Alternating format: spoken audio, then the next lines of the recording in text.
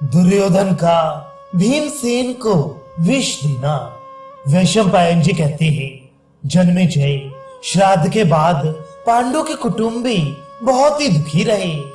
दादी सत्यवती तो दुख और शोक के आवेग से पागल सी हो रही थी। अपनी माता को अत्यंत व्याकुल देखकर व्यास जी ने उनसे कहा, माता जी, अब सुख का समय बीत गया, बड़े बुरे दिन आ रहे हैं। दिनों दिन पाप की बढ़ती होगी, पृथ्वी की जवानी जाती रही, छल कपट और दोषों का बोलबाला हो रहा है, धर्म कर्म और सदाचार लुप्त हो रहे हैं। कौरवों के अन्याय से बड़ा भारी संहार होगा। तुम अब योगिनी बनकर योग करो और यहाँ से निकल जाओ। अपने आंखों वंश का नाश देखना उचित नहीं। माता सत्यवती ने उनकी बात स्वीकार करके अंबिका और अंबालिका को इस बात की सूचना दी और दोनों के साथ भीष्म से अनुमति लेकर वन में चली गई। वन में घोर तपस्या करके उन तीनों ने शरीर का त्याग किया और अभीष्ट गत प्राप्त की। अब पांडवों के वैदिक संस्कार हुए। वे आनंद से अपने पिता के घर रहकर बड़े होने लगे।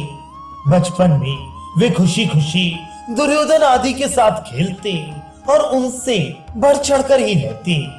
दौड़ने में, निशाना लगाने में, खाने में, धूल उड़ाने में भीमसेन धृतराष्ट्र के सभी लड़कों को हरा देते थे। भीमसेन चुपके से छिपकर उनका सिर पकड़ लेते और एक दूसरे को टक्कर मारते। अकेले भीमसेन सभी भाइयों को बाल पकड़कर खींचते और जमीन में घसीटने लगते। इससे उनके शरीर छिल जाते। वे 10-10 बालकों को अंकवार में भरकर पानी में डुबकी लगाते और उनकी दुर्दशा करके छोड़ते। जब दुर्योधन आदि बालक किसी वृक्ष पर चढ़कर फल तोड़ते तो ये पैर की ठोकर से पेड़ हिला देते और ऊपर से फलों के साथ बच्चे टपक पड़ते। भीमसेन को कुश्ती में, दौड़ने में या किसी प्रकार के युद्ध में कोई नहीं पाता था। भीमसेन होड़ के कारण ही ऐसा करते थे। उनके मन में कोई वैर विरोध नहीं था, परंतु दुर्योधन के मन में भीमसेन के प्रति दुर्भाव ने घर कर लिया। वह अपने अंतःकरण के दोष से भीमसेन में रात दिन दोष ही दोष दिखता। मोह और लोभ के कारण दोष का चिंतन करने से वह स्वयं दोषी बन गया। उसने निश्चय किया कि नगर के उद्यान में सोते समय भीमसेन को गंगा में डाल दे और युधिष्ठिर तथा अर्जुन को कैद करके सारी पृथ्वी का राज्य करे। ऐसा निश्चय करके वह मौका देखने लगा। दुर्योधन ने एक बार जल विहार के लिए गंगा के तट पर प्रमाण कोटि स्थान में बड़े बड़े तंबू और खेमे लगवाए। उनमें सारी सामग्रियां सजाई गईं और अलग अलग कमरे बनवाए गए।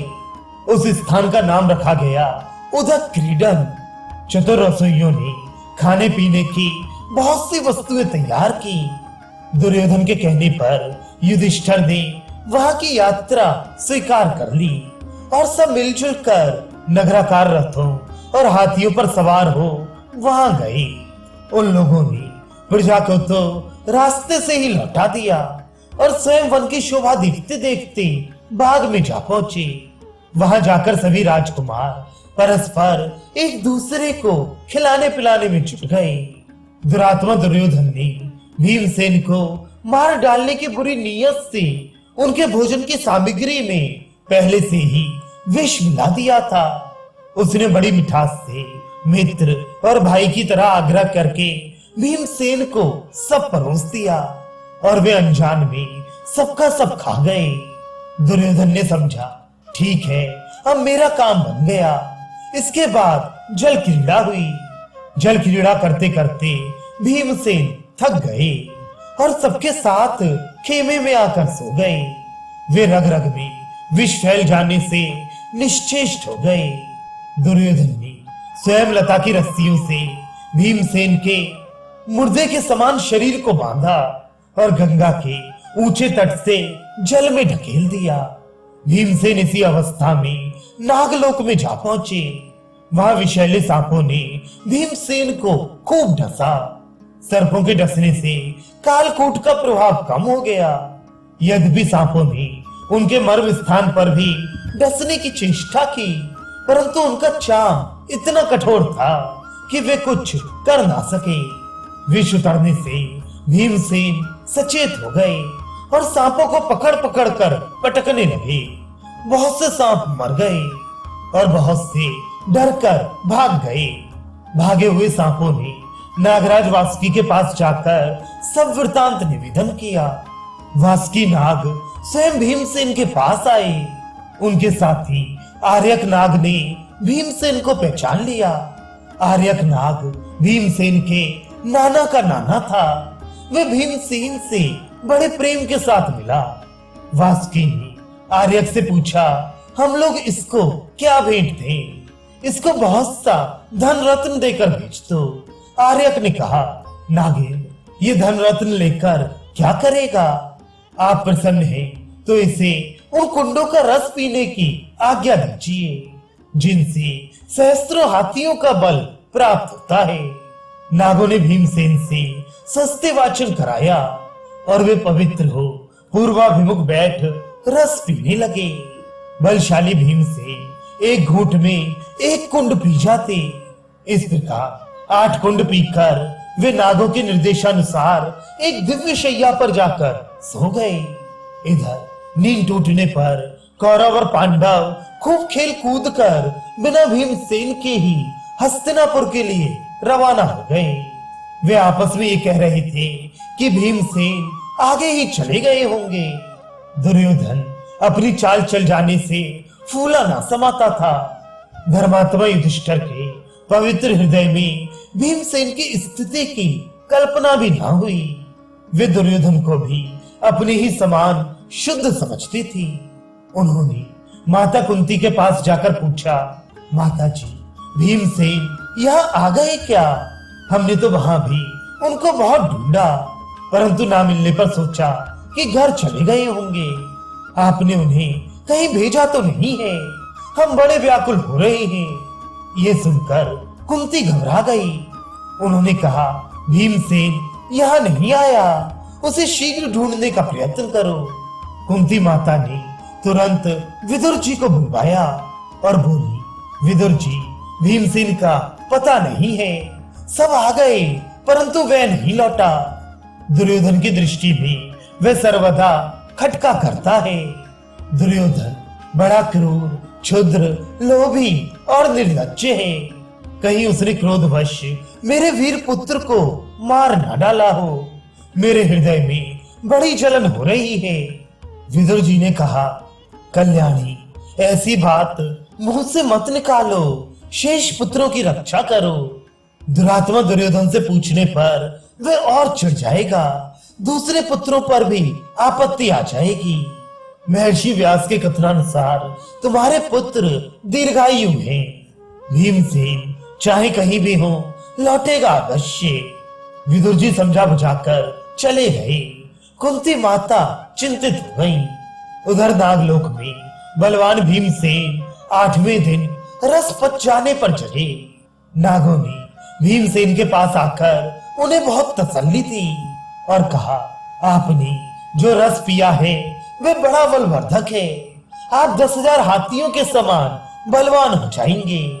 युद्ध में आपको कोई जीत नहीं सकेगा। अब आप दिव्य जल से स्नान करके पवित्र श्वेत वस्त्र धारण करें और अपने घर पधारें। आपके विछोह से सभी भाई अत्यंत दुखी हो रहे हैं। फिर भीमसेन वहां खा पी कर दिव्य वस्त्राभूषणों से सुसज्जित हो नागों की अनुमति से ऊपर आए। नागों ने उन्हें उस बगीचे तक पहुंचा दिया, फिर अंतर्धान हो गए। भीमसेन ने अपनी माता के पास आकर उन्हें तथा बड़े भाई को प्रणाम किया, छोटों के सिर सूंघे। सभी प्रेम से आनंद मनाने लगे। भीमसेन ने दुर्योधन की सारी करतूत कह सुनाई और ये भी बतलाया कि नागलोक में क्या सुख दुख मिला। राजा युधिष्ठिर ने भीमसेन से बड़े महत्व की बात कही, भाई बस अब चुप हो जाओ। यह बात कभी किसी से ना कहना। हम लोग आपस में बड़ी सावधानी के साथ एक दूसरे की रक्षा करें। दुरात्मा दुर्योधन ने भीमसेन के प्यारे सारथी को गला घोंटकर मार डाला। धर्मात्मा विदुर ने पांडवों को यही सलाह दी कि तुम लोग चुप रहो। भीमसेन के भोजन में एक बार और विष डाला गया। युयुत्सु ने इसका समाचार पांडवों को दे दिया, परंतु भीमसेन ने वह विष खाकर बिना किसी विकार के पचा लिया। दुर्योधन, कर्ण और शकुनी ने भीमसेन को विष से ना मरते देखकर उन्हें तरह तरह से मारने की चेष्टा की, परंतु पांडव सबको जानबूझकर भी विदुर की सलाह के अनुसार चुप ही नहीं। राजा धृतराष्ट्र ने देखा कि सबके सब राजकुमार खेल कूद में ही लगे रहते हैं, तब उन्होंने गुरु कृपाचार्य को ढूंढवाकर शिक्षा देने के लिए उन्हें सौंप दिया। कौरव और पांडवों ने कृपाचार्य से विधि पूर्वक धनुर्वेद की शिक्षा प्राप्त की।